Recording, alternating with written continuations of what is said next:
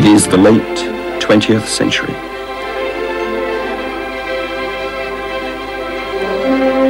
It is a world of order, but a world of chaos. A world of power, but a world without security. A world of progress, but a world without direction. The present is too close to us. We cannot see where we are. Surrounded by the ordinary, we are unable to see how it is strange.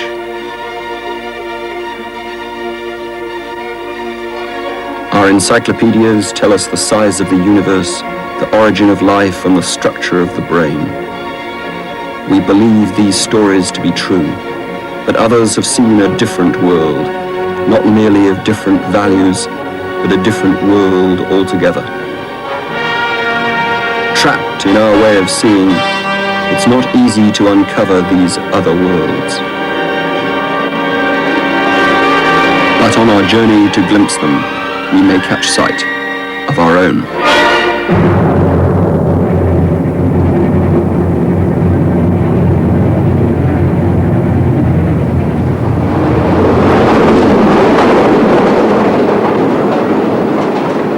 Let me tell you a story.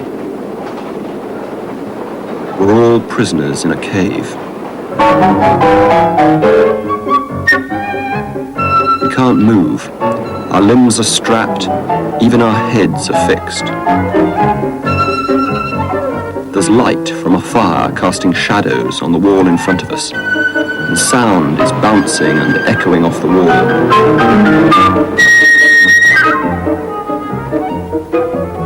And this is the only reality we've ever known.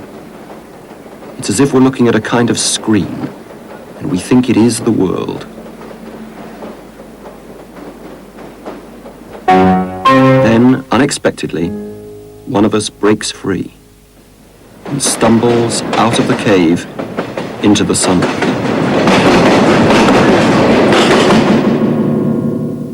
He's totally disorientated and dazzled by this experience. He doesn't know what he's seeing at all.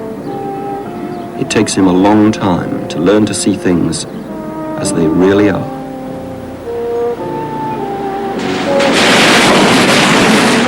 To understand that he previously lived all his life in a state of illusion. That's a curious story. It was first told about 24 centuries ago in Athens. It's one of the founding texts of Western culture. It's the story of how someone traveled from illusion to reality. He somehow discovered the real truth of things. And it's by Plato. Whether we like it or not, this ancient story is part of all of us. It's part of the way we think. The modern world is Plato's legacy in the sense that without his concentration on mathematics as the path to reality, we wouldn't have had modern science, and therefore we wouldn't have had modern technology.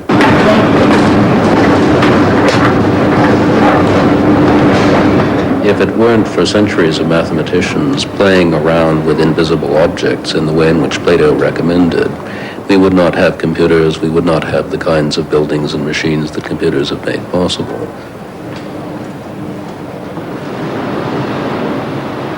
The past may be the key to the present, but it is elusive. We see it through our spectacles, we give it our meaning. As we look out from the present, we must move away from this world, on a journey into another.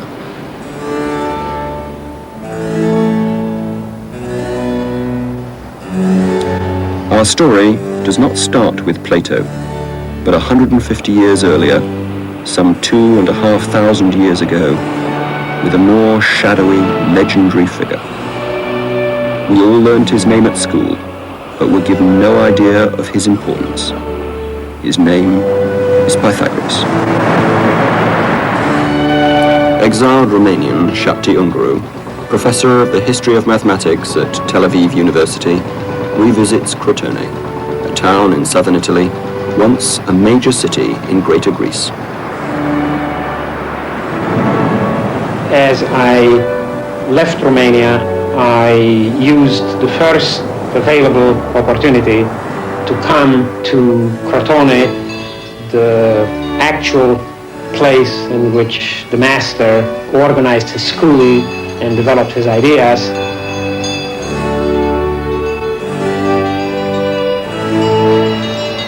It was here that Pythagoras came up with one of the most incredible and absurd, and yet one of the most powerful and fruitful ideas, without which Western thought, the way we know it, is inconceivable.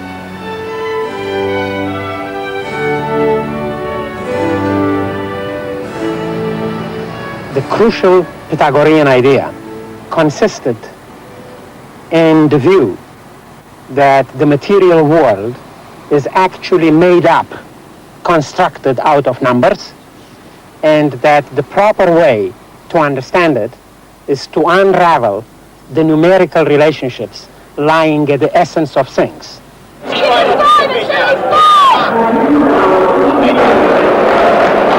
In an age of computers and checkout tills, accountants and commodity brokers, to say that all is number is a very different thing than it was for Pythagoras. For us, numbers are mundane, prosaic, matter of fact. They're tools that help us deal with things, instruments that help us measure and count and manipulate the world around us. For Pythagoras, numbers had almost magic powers, for they held the secret of the universe. They were no less than the very essence of the world.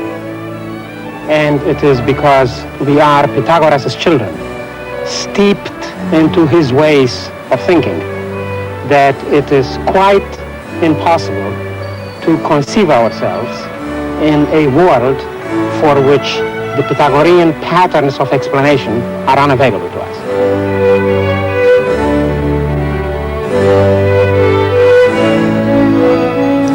Pythagoras' claim that the world was based on numbers was unlike anything anyone had said before. There had, of course, been religious myths before the Greeks, but no one had tried to give an explanation, a theory of the world.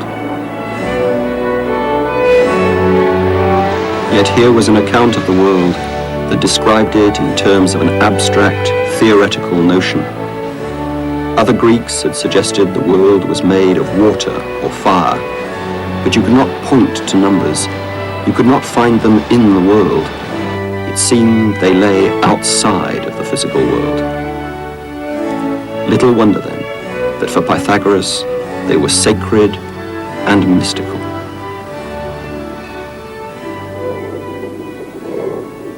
Pythagoras was born on the Greek island of Samos, off the coast of Turkey, at the time